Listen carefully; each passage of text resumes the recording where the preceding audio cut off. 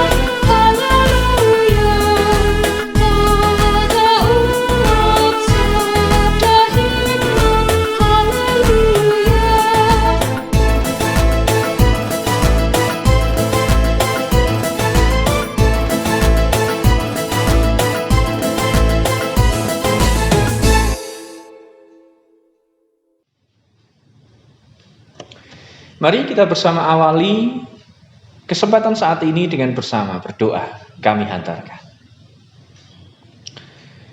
Bapa di surga, terima kasih karena hari ini boleh Tuhan berikan secara khusus di dalam kami akan menerima tentang penjelasan Pekan Pendidikan Kristen tahun 2021. Maka biarlah melalui penjelasan ini boleh memampukan kami untuk lebih menghayati bagaimana Tuhan memang memberikan pendidikan kepada setiap kami, memberikan instansi-instansi Kristen di tengah-tengah dunia ini hanyalah untuk kemuliaan nama Tuhan, dan biarlah nama Tuhan semakin dikenal di seluruh dunia ini. Maka dari itu, biarlah melalui Pekan Pendidikan Kristen ini kami dapat semakin mendukung upaya pemuridan yang dilakukan di tengah-tengah dunia ini, baik di sekolah-sekolah yang ada, dan biarlah Tuhan yang akan berkarya. Tolong kami ya Tuhan, sertai kami pada saat ini. Di dalam nama Tuhan Yesus, Sang Juru Selamat kami dan Sang Guru sejati kami berdoa. Amin.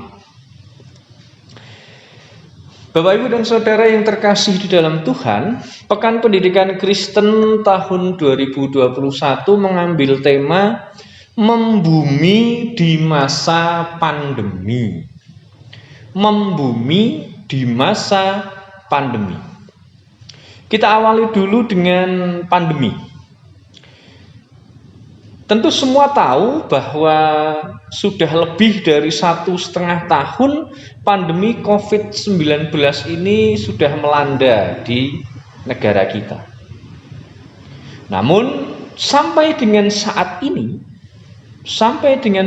ini belum ada tanda-tanda bahwa pandemi itu akan berakhir. Belum ada tanda-tandanya bahwa pandemi itu akan berakhir.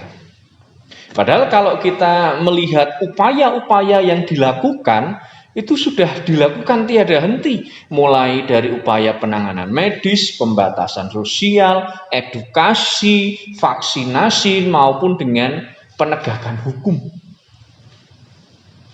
Upaya-upaya itu sudah dilakukan. Namun belum ada tanda-tanda pandemi ini akan berakhir. Dan ternyata begitulah kenyataannya, bahwa pandemi menjadi sebuah kenyataan sekaligus pertanyaan yang memprihatinkan setiap kita. Ya, bisa jadi karena memang pandemi ini, peristiwa saat ini kita tidak menduga bahwa pandemi ini akan datang secara tiba-tiba dan sedemikian lama. Selain itu juga kita tidak menduga bahwa selain pandemi ini datang secara tiba-tiba, kemudian bertahan lama, dan ternyata dampaknya juga begitu dahsyat. Banyak sektor yang terdampak atas pandemi ini. Nah, Bapak Ibu dan Saudara yang terkasih di dalam Tuhan, karena hal-hal tersebut tadi, karena pandemi ini yang akhirnya berdampak pada banyak hal ini, banyak orang yang kemudian menanggapinya atau meresponnya dengan bermacam-macam. Paling tidak ada 4 respon yang ada di tengah-tengah masyarakat. Yang pertama adalah fobia corona. Fobia corona, yaitu respon seseorang yang dipicu oleh kekhawatiran yang berlebihan karena takut terpapar COVID-19. Itu respon yang pertama. Respon yang kedua adalah skeptis corona, yaitu bersikap ragu atau tidak percaya terhadap sesuatu, termasuk tidak percaya kalau COVID itu ada. Itu respon yang kedua.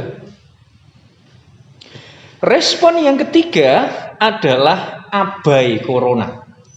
Abai corona adalah sebuah tanggapan seseorang yang cenderung ceroboh dalam mengantisipasi paparan COVID-19 itu.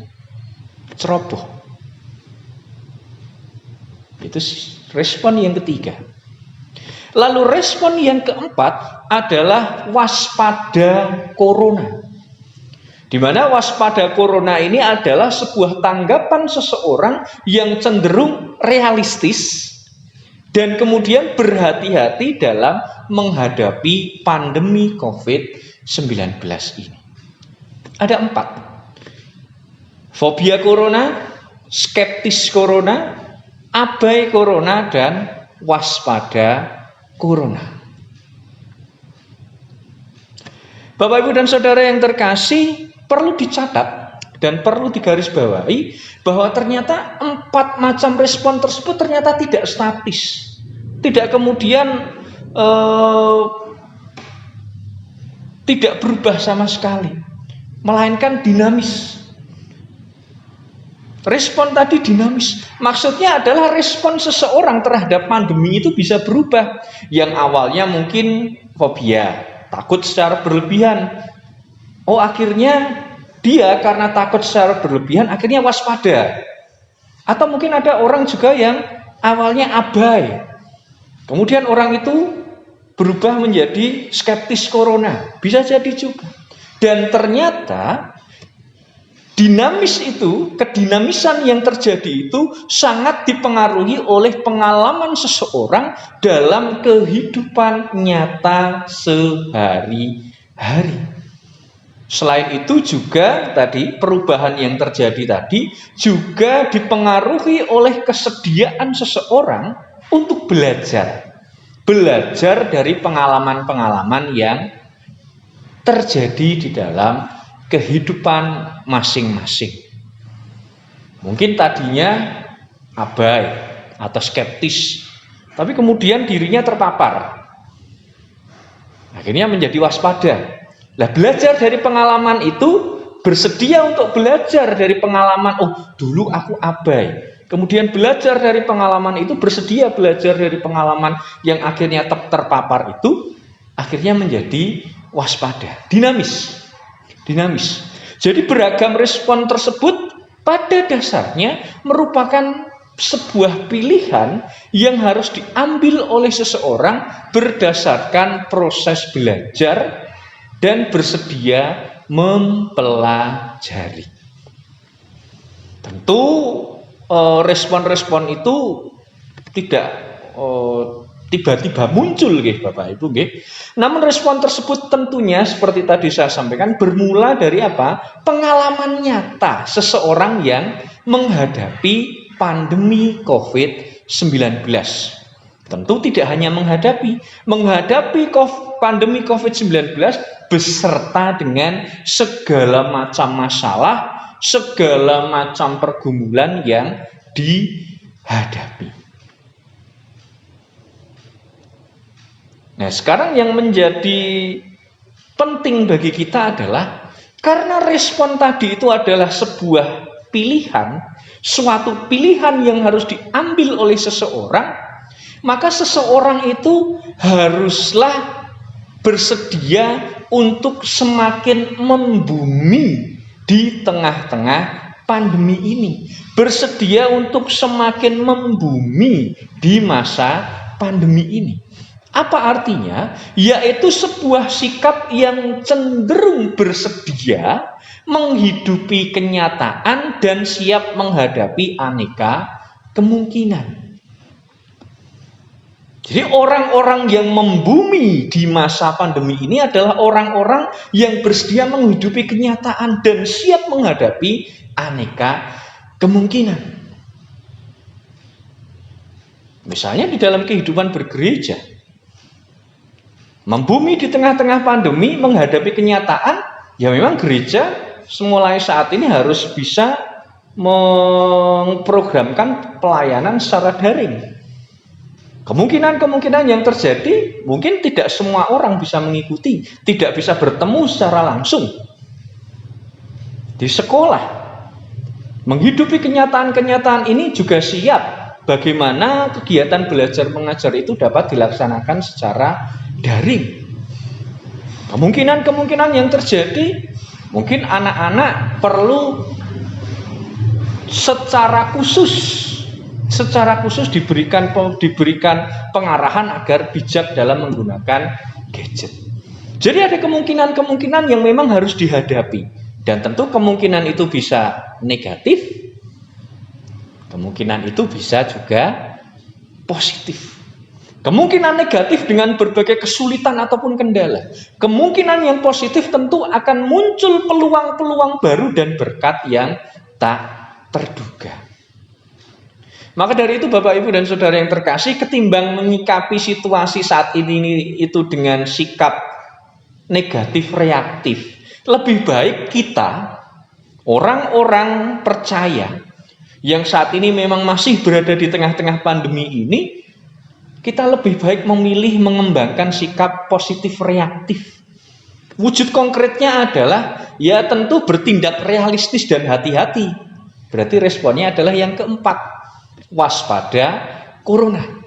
Dan kemudian kita juga bertindak positif proaktif dengan apa? Memelihara daya tahan tubuh, memelihara kebugaran fisik dan juga psikis, dan juga mengasah kemampuan adaptasi kita, dan tentu bertindak kreatif dan produktif. Kita harus beradaptasi. Oh, kalau keluar rumah pakai masker, setelah pulang dari rumah, setelah pulang dari bepergian cuci tangan, kalau perlu mandi, badannya dibersihkan. Dan waspada corona ini harus tetap diterapkan di dalam kehidupan kita. Ringkasnya Bapak Ibu dan Saudara yang terkasih di dalam Tuhan, alih-alih kita itu pesimis dengan kondisi yang ada saat ini, Orang-orang yang membumi di tengah pandemi adalah orang-orang yang memilih menghidupi dan menghadapi situasi pandemi ini secara optimis. Jadi tadi kan belajar, tadi ada yang awalnya tidak percaya, kemudian terpapar, dia belajar, aku harus waspada.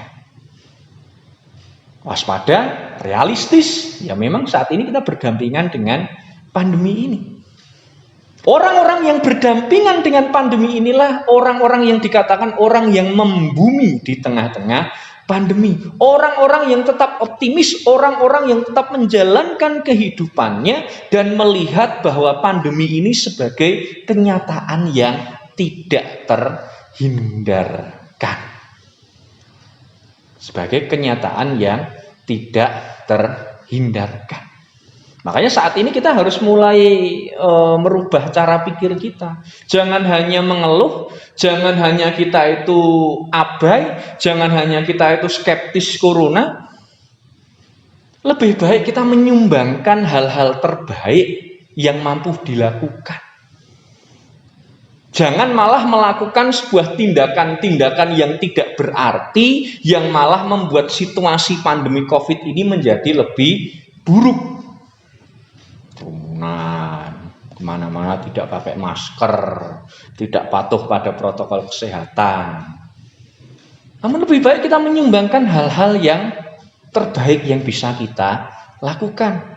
Menyemangati saudara-saudara kita, satu persekutuan dengan kita. Nah, sikap hidup macam inilah yang jelas dikatakan di dalam Amsal 17 ayat 22.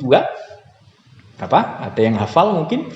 Amsal 17 ayat 22 dikatakan, hati yang gembira adalah obat yang manjur, tetapi semangat yang patah mengeringkan tulang. Hati yang gembira adalah obat yang manjur, tetapi semangat yang patah mengeringkan tulang. Nah, Bapak, Ibu, dan Saudara yang terkasih di dalam Tuhan, hingga saat ini pandemi COVID-19 belum bisa dikendalikan. Dan bahkan angka penularannya, angka terpaparnya saat ini juga belum bisa ditekan dengan signifikan. Seperti tadi saya sampaikan, karena banyak faktor. Bisa jadi karena orang-orang yang abai dengan protokol kesehatan, karena orang-orang yang malah tidak peduli dengan lingkungannya, dengan dirinya sendiri. Nah, orang-orang yang demikian yang dikatakan orang-orang yang melangit, bukan orang-orang yang membumi, orang-orang yang melangit. Dalam artian orang-orang yang melangit adalah orang-orang yang tidak bersedia berdampingan dengan COVID-19 ini. Tidak bersedia berdampingan, menolak keras, dan tidak bersedia berdampingan dengan COVID-19 ini.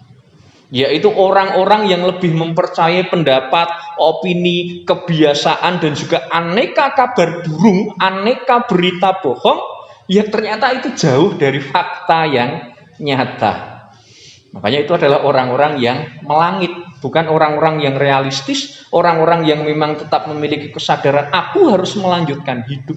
Maka dari itu saat ini Pekan Pendidikan Kristen tahun 2021 dengan tema membumi di masa pandemi menggugah kita untuk, yang pertama adalah menggugah kita untuk berefleksi tentang tanggung jawab keluarga, gereja, dan sekolah Kristen di bidang pendidikan di masa pandemi ini.